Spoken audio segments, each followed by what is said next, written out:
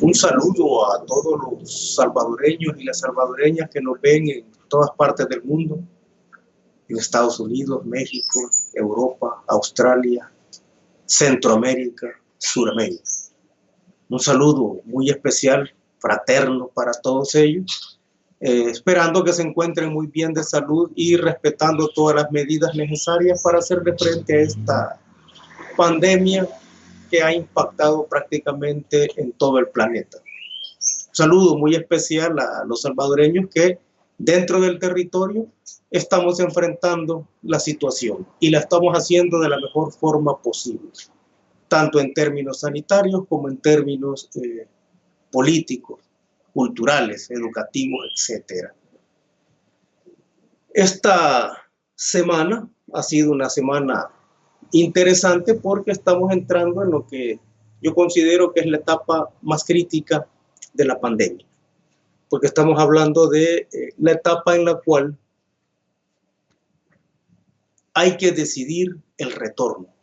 Y esta es una etapa complicada, siempre será una etapa complicada porque estamos hablando de pasar de una situación excepcional, en este caso como es haberse guardado o haberse quedado en casa tratando de evitar los niveles de contagio, pero ya estamos entrando en la etapa en la cual debemos retornar a la calle, la etapa en la cual debemos volver a nuestros trabajos, volver a tratar de normalizar la situación sin que esta situación sea todavía normal. Es decir, estamos hablando de un regreso paulatino a la actividad económica, a la actividad institucional en general, pero el virus siempre estará en la calle. El virus siempre será un peligro latente para todos los salvadoreños. Entonces, esta es la etapa más crítica precisamente por eso, porque tenemos que decidir cómo hacerlo y cuáles son los rubros que vamos a utilizar para poder hacerlo. En ese marco del regreso, estamos hablando de que la situación se complica porque en este momento al menos nos estamos topando con el hecho de que el gobierno del presidente Nayib Bukele está bajo ataque. Y está bajo ataque por una serie de sectores, algunos de ellos lo hacen con conocimiento de causa, y por lo general esa causa es una causa política, por un lado, también hay causas económicas, pero estamos hablando de que el gobierno del presidente Bukele está bajo ataque. Eso podemos evidenciarlo no solo en la pretendida protesta que se impulsó, se organizó la noche de ayer, pidiéndole a la gente que, los que tenían carros, por supuesto, sonaran sus carros o hicieran bullas con cacerolas al estilo de la oligarquía venezolana. Entonces se pedía que la gente hiciera ese tipo de protesta, haciendo bulla, ¿no? Protestando contra las medidas, particularmente protestando por la cuarentena.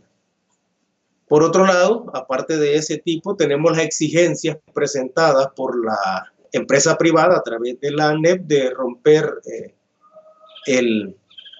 la cuarentena o de terminar con la cuarentena y que eso se vaya haciendo en función de reactivar la economía lo más pronto posible o de volver a la actividad económica como que si nada ocurriera. Entonces, eso es lo que estamos viendo, ¿no? Ahora, el punto central en este caso, o la exigencia principal en este caso, es el por qué ese tipo de exigencias de parte de la empresa privada de terminar con la cuarentena o de las protestas que algunos sectores han hecho, bueno, con pitos, decíamos el día de ayer, los cacerolazos que así le llamaron, al muy estilo de la oligarquía venezolana, en el caso válido de la gente de Altavista, ¿verdad?, que puso banderas blancas exigiendo o pidiendo ayuda alimenticia, bueno, ayuda de todo tipo en este momento. O sea, el punto es que este tipo de protestas o este tipo de exigencias no son del todo coherentes. Y no son coherentes porque no hemos escuchado, o deberíamos escuchar en este momento, por ejemplo, la petición de parte de la ANEP o de parte de los partidos políticos que claramente piden la ruptura de la cuarentena, pero para tratar de obtener algún rédito político. Distinto sería, por ejemplo, si se pidiera que se quite la cuarentena o se vaya abriendo la economía, pero que tanto esos sectores políticos y económicos que están haciendo exigencias le dijeran al gobierno, bueno, mire, levantemos la cuarentena, volvamos a la actividad económica y nosotros, junto al gobierno, nos hacemos responsables por cualquier tipo de colapso que se pueda dar en la salud pública. Si escucháramos eso, creo que la situación sería distinta. Sin embargo, quienes exigen o quienes protestan en contra de las medidas tomadas por el gobierno, no se quieren hacer o no se harían o no se hacen responsables de los efectos que esto pueda tener. Únicamente se protesta contra las medidas y se espera que si estas medidas o al romperlas no funciona o si al romper estas medidas la salud pública colapsa, entonces obviamente si hay algún interés y que de hecho lo hay escondido en esas exigencias o en esas protestas, los resultados negativos que puedan venir se los van a cobrar al gobierno. Eso por un lado. Por el otro, tenemos también que se protesta en contra de las medidas alegando una defensa de la Constitución y alegando que esas medidas que se han tomado son violatorias de los derechos humanos. En esto hay que hacer hincapié en una cosa. Las medidas tomadas por todos los gobiernos del mundo, con algunas pequeñas variaciones, o con algunos tipos distintos de estilos al momento de impulsarla, pero básicamente las medidas contra la pandemia han sido las mismas. Y ciertamente podemos ver en algunos casos muy particulares, como el caso de Guatemala o el caso de Nicaragua, México, que las medidas tomadas por los gobiernos siempre son usadas por las oposiciones políticas obtusas para tratar de debilitar o para tratar de desestabilizar a los gobiernos. Quizá el caso más emblemático es el caso de la oposición portuguesa, o sea, la oposición política en Portugal que manifestó públicamente que atacar en este momento de crisis al gobierno era ser antipatriota. Sin embargo, lo que encontramos es que las medidas son básicamente las mismas, porque la forma de enfrentar el virus es básicamente la misma. Entonces, estas medidas tomadas por todos los países del mundo tienen distintos efectos. Y esa distinción en los efectos obedece a una serie de situaciones, obedece a contextos distintos. No es lo mismo el confinamiento, por decir algo, no es lo mismo el confinamiento o el distanciamiento social en un país con una densidad poblacional muy elevada como el nuestro, a ese tipo de medidas en un país con una densidad y concentración poblacional bastante baja. Es evidente que las medidas van a funcionar de forma distinta, sin embargo, la medida a tomar es básicamente la misma. Ahora, lo otro que podemos considerar en esta situación que estamos viviendo de cuestionamiento de parte de pequeños sectores económicos y políticos, es el hecho de que, aparte de no hacerse responsable de los posibles o casi seguros efectos negativos, tampoco protestan donde deben hacer. ¿Qué pensarán, por ejemplo, de levantar la cuarentena de forma abrupta? ¿Qué pensarán de ello los médicos, las enfermeras, todo el personal que está involucrado en enfrentar cara a cara la pandemia? Esas personas, esos salvadoreños que están dando la cara por nosotros, en los hospitales, en la frontera, en las calles, esos salvadoreños también tienen miedo. Esos salvadoreños también están alejados de su familia.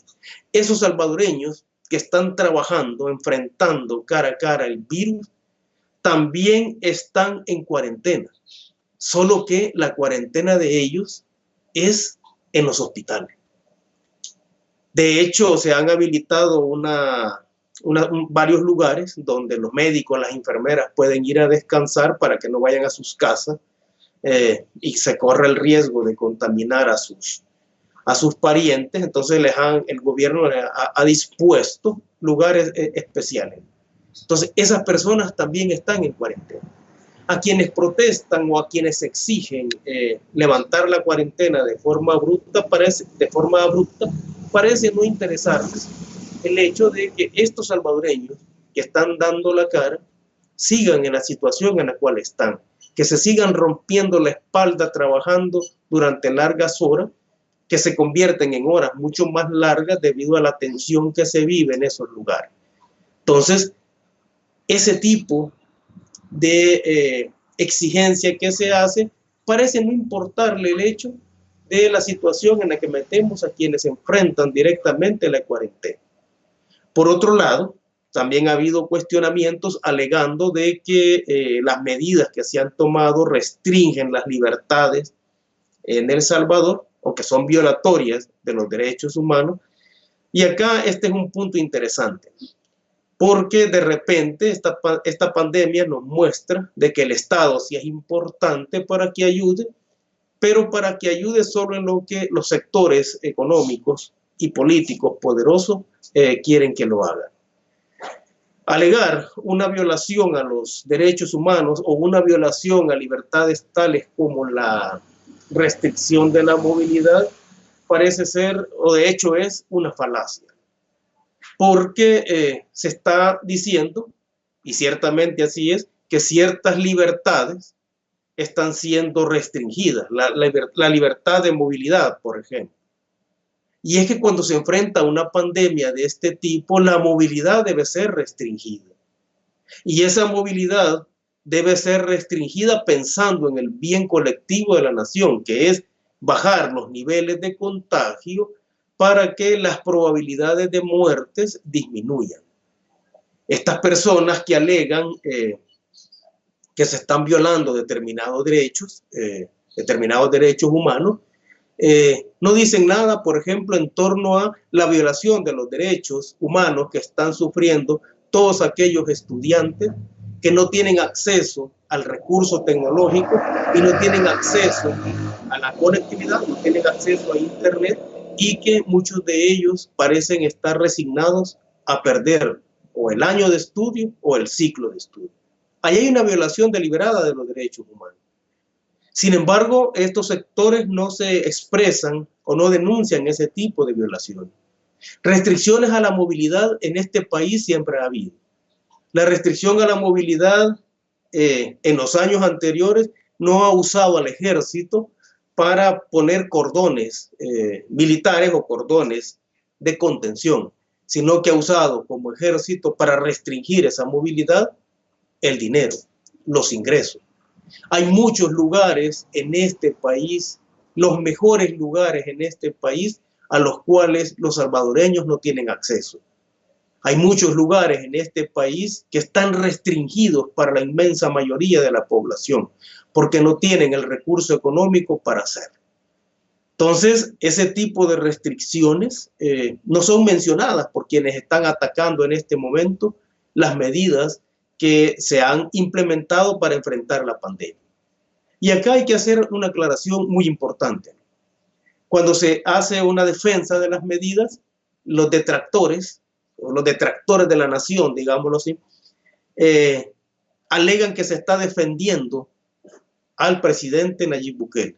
Y sin embargo, lo que realmente se está haciendo es defendiéndonos de las propuestas o de las intenciones que ellos están realizando.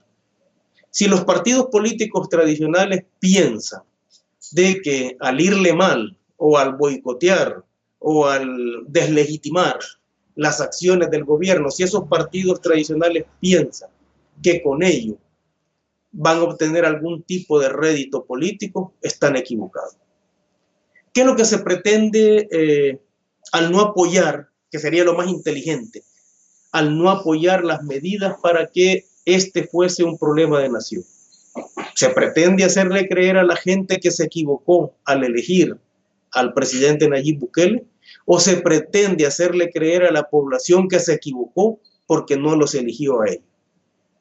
Yo creo que si a este gobierno y al país le va muy mal en el manejo o la gestión de la pandemia, los réditos políticos que pueda ocasionar eso no van a ir en favor de estos partidos políticos tradicionales, sino que podrían ir a generar una apatía y un abstencionismo mayor, o podrían fortalecer otro tipo de propuestas políticas que se puedan hacer.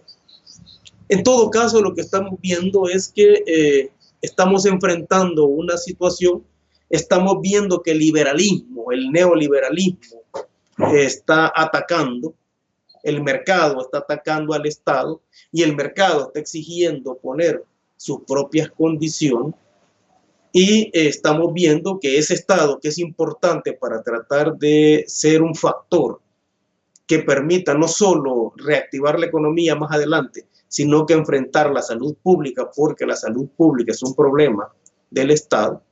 Entonces estamos viendo que ese Estado es importante. Y estamos viendo que para algunos, para los sectores más oscuros de la sociedad, Keynes se ha vuelto importante. O sea, Keynes, aquel intelectual que hablaba de que de vez en cuando las pestes son buenas para ir bajando los niveles de crecimiento demográfico. Entonces, estamos en este momento, como digo, en la etapa más crítica del país. ¿Cómo retornar? ¿Cómo retornar o cómo tratar de construir de nuevo la normalidad? Y esa normalidad va a ser tal en la medida en que nosotros decidamos que así sea. Porque al final, quienes van a establecer de nuevo las condiciones de vida, utilizando los distintos mecanismos para resguardarnos mientras el virus ande deambulando por todo nuestro territorio, somos los salvadoreños, somos las personas que estamos acá. Este virus, esta pandemia, ha puesto en evidencia todas las falencias que como sociedad tenemos. Este virus ha desnudado la falta de políticas públicas que han existido durante los últimos 30 años. Y esa falta de políticas públicas en ningún momento es considerada o es reconocida como un error por los gobiernos anteriores.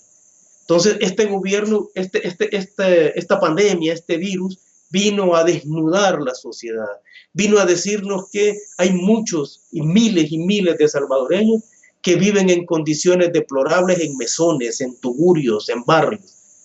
Este virus vino a decirnos que hay miles de salvadoreños, como los ancianos, los niños y las mujeres, que están en condiciones desventajosas. Este virus vino a desnudar también que el salario es precario en este país y que el empleo también es precario en este país.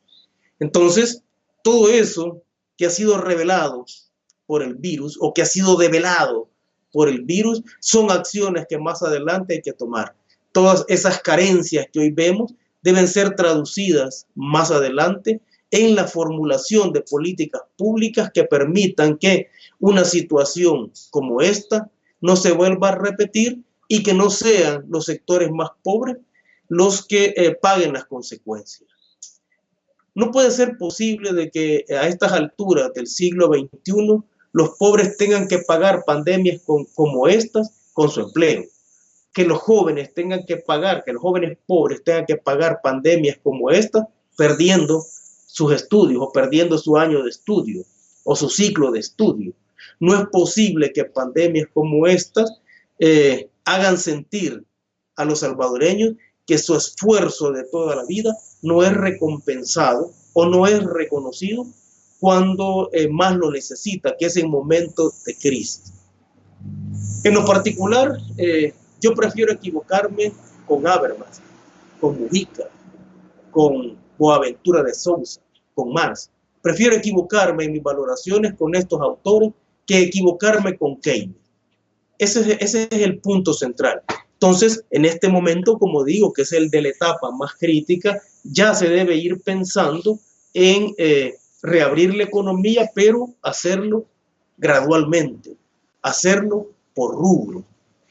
Acá podríamos utilizar lo que yo llamo una cuarentena inteligente, en el sentido de ir abriendo la economía a distintos sectores poco a poco, y a lo mejor se podrían montar cuarentenas de fin de semana, al menos para evitar o para cortar el flujo del contagio por 2 días. Eso tendría sus efectos más adelante.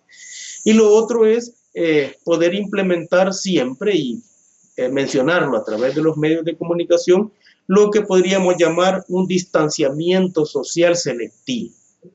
Hay muchas alternativas que podemos utilizar. Lo importante es que lo hagamos en función de que la economía se vaya abriendo y que la salud pública no colapse. Yo esperaría escuchar, o hago un llamado para escucharle al presidente del ANEP, al señor Simán, para que ante la exigencia del levantamiento de la cuarentena también piense, como ANEP, como gremial, en cómo hacer para garantizar no solo la salud de los trabajadores al interior de las empresas, sino que también hay que pensar en cómo garantizar la salud de ellos en el traslado hacia dichas empresas. En este momento, lo más importante en el país son los mensajes de esperanza, los mensajes de ilusión, los mensajes que forjen el valor en los salvadoreños para enfrentar esta crisis. En este momento, lo único válido en el país es que todos, independientemente de la posición política e ideológica que tengamos, es que todos nos pongamos en función de resolver el problema de esta crisis. Muchas gracias de nuevo a todos y todas los salvadoreños y salvadoreñas que están en todas partes del mundo.